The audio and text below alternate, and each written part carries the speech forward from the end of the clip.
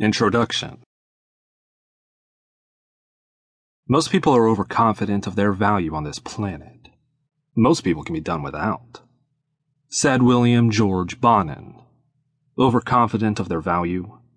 William Bonin sure was. He must have felt absolutely certain that police would never connect him to the string of dead bodies turning up along California's most picturesque highways. The blood-soaked and battered discoveries horribly juxtaposed against bright blue skies and rose with rock-lined ocean views.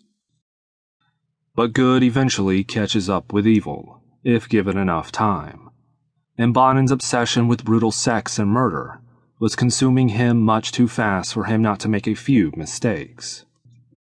Bonin was eventually caught and executed in 1996 for the callous, brutal killings of at least 21 boys and young men during a fast-paced murder spree that ran from 1979 to 1980.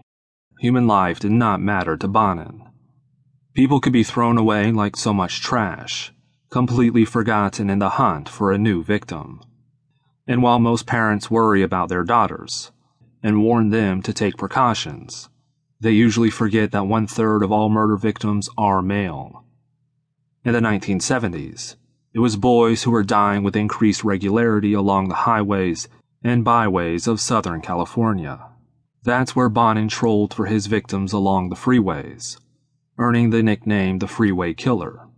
It is one he shares with two other serial killers, Patrick Kearney and Randy Stephen Kraft, who also took advantage of the busy and often anonymous California freeway system to procure their human playthings.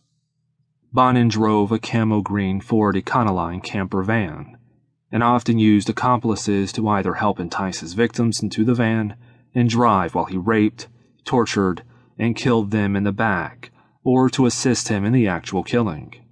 Bonin, despite being divorced, liked boys, and he liked them young. He targeted hitchhikers, most often thin and lanky types, although some of his younger victims were quite small, and sometimes lured kids to their death with the promise of sex and drugs. Sometimes he just overpowered them, forcing them into the back of the van where they would find door handles removed so they could not escape. Once he had them, though, they were a little more than toys to him, and he brutally raped and torture them before killing them and discarding them with all the emotion of disposing garbage. He drove his death van around the streets of Los Angeles and Orange counties, looking for victims, a prosecutor later said, adding that once a hitchhiker had entered Bonin's van, he was dead.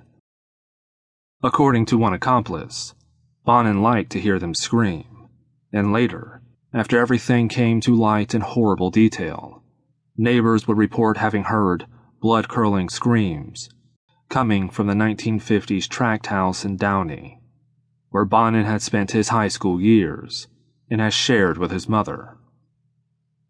At the time, they thought it was kids playing, so no 911 calls were made, even though neighbors had seen young boys with Bonin, which made them suspicious, and had heard rumors that Bonin was buying beer and showing porn to neighborhood teens.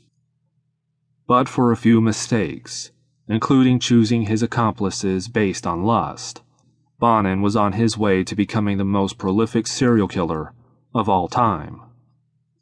And to the families of those he sadistically murdered after torturing and raping them, Bonin was the one the world could have done without. He was a monster from childhood.